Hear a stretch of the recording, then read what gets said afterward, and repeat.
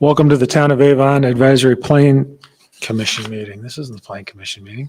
This is the Board of Zoning Appeals. If you are interested in having a copy of the agenda, they're available on the tables to the right of the audience. We'll be conducting business as outlined on the agenda. From time to time, the board may deviate from the agenda. As president of the body, I will inform those in attendance of any deviations. This meeting is being recorded for the public record. Because of this, we request that personal conversations are kept to a minimum and that all cell phones are set to vibrate. Any phone calls should be taken outside of the chambers. If you are interested in commenting during the public hearing portion of the deliberations, please sign up to the sheets. Please sign up on the sheets located on the tables to the right of the audience. When your name is called, please step forward to the podium and state your name and address for the record. Please address your comments to the board and not to staff or the petitioner. Your comments should relate directly to the case at hand. During the conduct of the public hearing portion of deliberations, the petitioner will have 10 minutes to present their case to the commission. Remonstrators will have 10 minutes to present objections. Persons in support of the petition other than petitioner will have 10 minutes to present support for the petition. Finally, petitioner will close the public hearing portion of the presentation with a 5-minute rebuttal period. Once the public hearing is closed, no additional testimony will be heard unless it's solicited by members of the commission during question and answer phase of deliberations.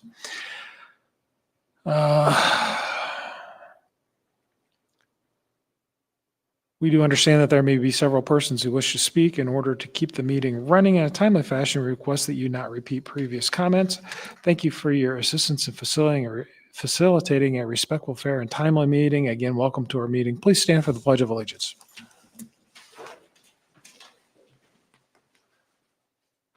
Pledge allegiance to the flag of the United States of America and to the republic for which it stands, one nation, under God, indivisible, with liberty and justice for all. Do we have attendance, please? Ann Inman. Here. Catherine Ransberg. Here. Marcy Tashler. Here. Marcus Turner. Here. Will show Paul Gutenberger absent. Okay. First item is the approval of the minutes from 9/16/25. Yeah, hang on a minute. Let me make sure that's right. From 9/23/25. Did anyone have any questions, comments, concerns? And if there are none, we'll entertain a I'll motion. make a motion to approve the minutes of 9/23/25 as written. A second. A motion by Mrs. Inman, second by Mrs. Ransberg. Any discussion? All in favor, say aye. Aye. Aye. Is anyone opposed? Minutes are approved. Request for continuances or agenda modifications? We have none. Wonderful. Public comment. Does anyone wish to address the board? And with no one coming forward, we will close public comment. We have no old business. We'll go straight into new business. This is SE 25-03 Chase Bank drive-through. Thank you, Chairperson Turner, members of the board. SE 2503 is a special exception to allow for a drive-through facility within Tier 1 of the US 36 overlay for the Chase Bank property at the southeast corner of Avon Avenue and US 36.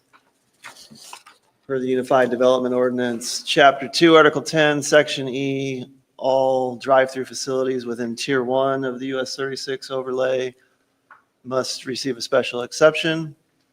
This request is to allow for a drive-through to be included with construction of an approximately 3,500 square foot bank building, which would replace the current Chase Bank building at that site.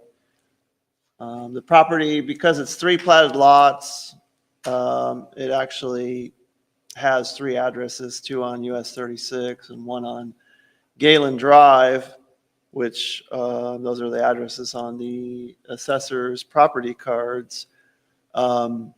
Interestingly, the site actually has a postal address on Avon Avenue. You can see 29 South Avon Avenue. In order to redevelop this, which is in the purview of the Plan Commission through the development plan review process, they will also be required to replat the 3 lots into 1 lot in order to develop across those lots now. And so It'll probably get a new address, or will probably at that time assign the postal address 29 South Avon Avenue. The site's a little bit over an acre. As you can see here, it's outlined in red. It is these three lots, Lot 11, Lot 12, and Lot 13 in Avon Square, Section 1, which was platted back in the 70s, well before the town incorporated. The map also shows you the shaded area is Tier 1, which is basically 260 feet north and south of the right-of-way line of US 36. So the site, at least the far tiny south end of it would be in Tier 2 of the overlay, but where the proposed building and new drive-through will go is clearly within Tier 1 of the overlay, necessitating the special exception. Just walking you through the site here, that's the front of the existing building facing south from US 36. That's the west facade that faces Avon Avenue, viewed from Avon Avenue. And that is the south facade or rear of the building facing north from the south parking lot. And then finally, just looking at the south parking lot for the existing bank, facing south from basically the back of the building. Property is zone C2.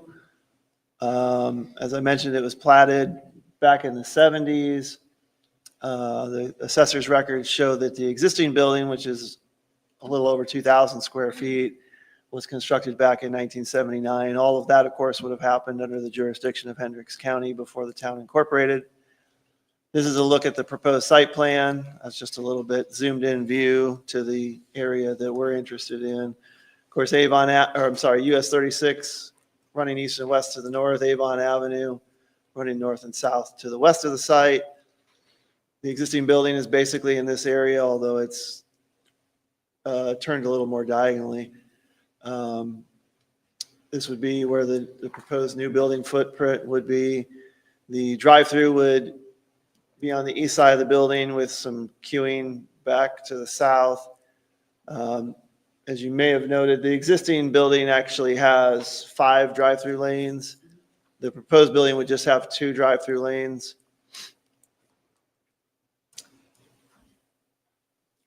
It would have the required bypass lane to get around the drive-through lanes in the event that someone needed to get around and not wait in line. It would have adequate stacking spaces for the proposed bank use, and it would meet the overlay requirements that the drive-through facilities be located behind the front building line, in other words, to the side and or rear of the building. So with a special exception, the UDO lays out 7 findings. The first 4 are required, so you have to agree that those are met. The latter 3 are optional, things that you may consider in making your decision. Those first 4 essentially being that it not be detrimental to the public, that it not be injurious to surrounding properties, that it be adequately served by public facilities, and not create additional public expense for public facilities or be detrimental to economic welfare of the community, nor result in destruction, loss, or damage of a natural, scenic, or historic feature. The 3 optional findings that you may consider is whether it meets the standards of the UDO, which would be obviously required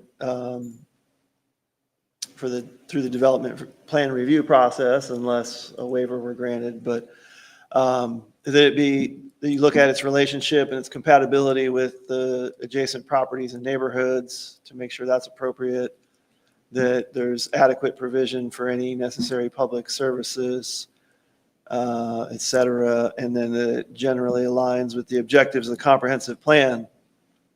So in staff's analysis, trying to kind of touch on all of these findings without going into too much detail where not needed. We don't believe that it would be negatively impactful to the public nor surrounding property owners because it would meet the standards of the ordinance, it would have adequate stacking, and it would generally be screened from public view and adjoining properties by not extending out in front of the building. and so essentially being screened by the building on two sides. So that would cover the first two required findings. The site would be adequately served by public facilities, being that it's accessible from the public street network with utilities available nearby. It shouldn't create additional need for public facilities, and there was no natural, scenic, or historic features that we believe would be at issue here. And finally, as far as the required findings, we would suggest that replacing the smaller building with a newer building of greater size should increase the assessed value of the site without any significant increase in demand for public services. Thus, it wouldn't be detrimental to the economic welfare of the community. In fact, it would be the opposite, which is good. And then looking at your optional findings, we do find that it does meet the standards of the UDO as it pertains to drive-through uses. A DPR petition has been filed and it's scheduled to be heard by the Plan Commission at their November hearing. Since we're talking about whether it meets the standards of the UDO, I would tell you that there is one waiver requested, but that's an architectural waiver to reduce the amount of glazing or windows on the front facade facing US 36. And I would submit that that probably is not relevant to the issue at hand as to whether the drive-through is appropriate. And a drive-through facility, a bank with a drive-through here, we believe would be compatible with the development pattern of the area where there are many automobile-oriented uses along the corridor. The plan would provide for adequate control of traffic to and from and through the site. And then finally, your last optional finding to consider whether it aligns generally with the objectives of the comprehensive plan. The current comprehensive plan from 2017, which is still in effect because our proposed comprehensive plan is yet to be adopted, but that certainly may happen soon. But for now, we have to look at the 2017 comprehensive plan. And the future land use map calls for neighborhood retail development. I would say that drive-through uses are typically more commonly found in the areas that are designated for area retail, where you have developments that draw more traffic from a greater distance. But a bank drive-through, which as it's proposed right now would just be for two ATM lanes, that would typically attract a lot less traffic than other drive-through facilities such as fast food restaurants. So we do think that a bank would be an appropriate use under the neighborhood retail recommendation. So for all those reasons, having found that all four required findings as well as the three optional findings would be met, staff is recommending approval of SE 2503 as indicated in the site plan, subject to just the general condition that it be in substantial compliance with the site plan on file. And with that, I'd be happy to answer any questions the board may have. This may be a question for the petitioner, but did you say that it would be two ATM lanes as opposed to full service drive-through lanes? Correct. That is what the plans currently show. I don't know, I would think that would be subject probably to change in the future. I don't think we would probably require a new special exception if they changed that, but that's what they're currently proposing. Okay. Anything else for staff? We're right here from petitioner.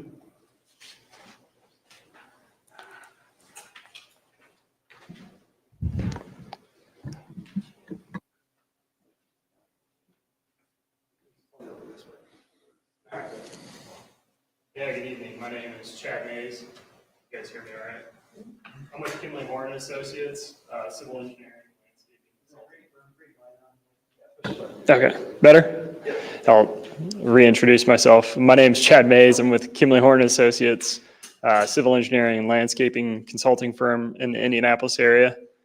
We're located at 500 East 96th Street, Suite 300 in Indianapolis, Indiana. So again, my client's Chase Bank, ultimately TAP the architect, we're contracted through, I think Tehran may be online. To request, as Paul's gone through, the SE 2503 special exceptions for a drive-through.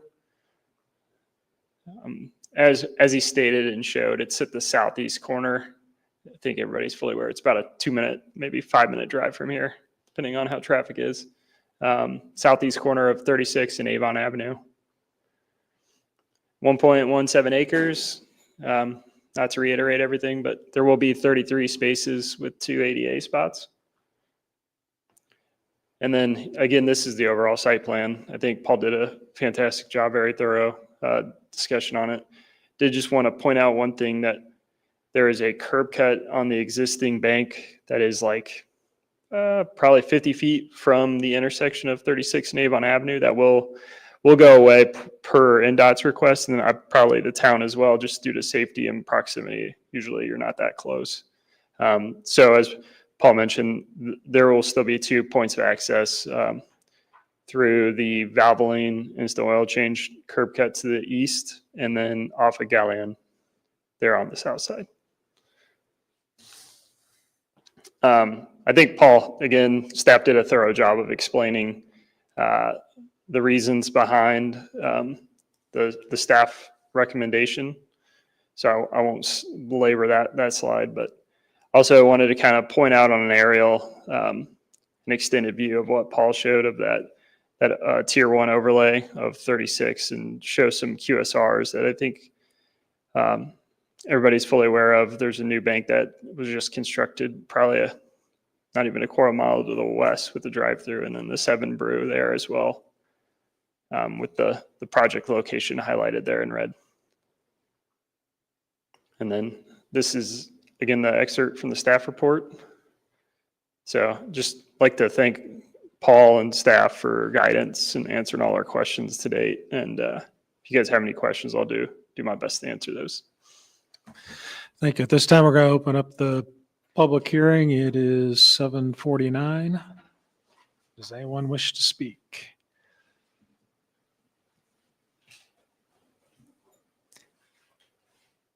And with no one coming forward, we will close the public hearing at 7:49. Does anyone have any questions? So this is going to be a demolition and rebuild?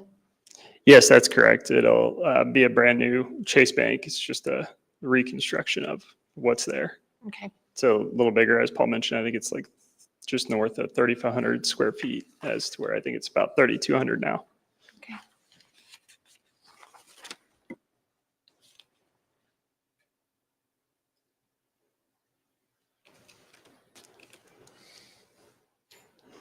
Any other discussions, questions for petitioner? I'll just say that I thought the staff report was very thorough, and I'm in agreement on all points.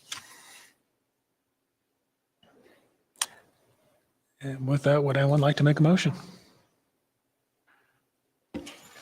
Well, I think we do need to have a small amount of discussion, but just to say, I think that this makes perfect sense. There's already a drive-through there. It's been there for a very long time. And as was pointed out, we've approved drive-throughs very close to that, including a bank drive-through less than a quarter mile for Bank of America. So I think that this makes, there's no reason to not approve this, in my opinion.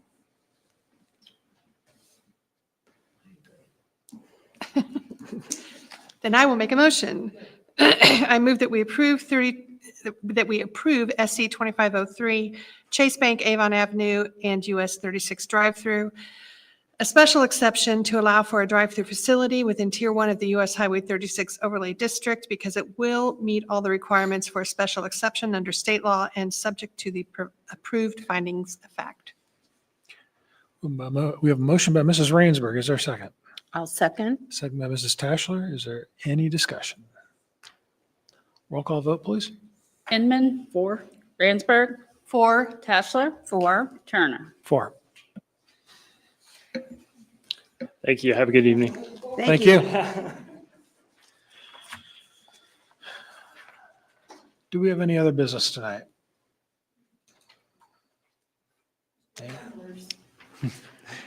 We do not. You did receive some tumblers from the town with our new logo on it. Very good. And with that, we are adjourned. Thank you.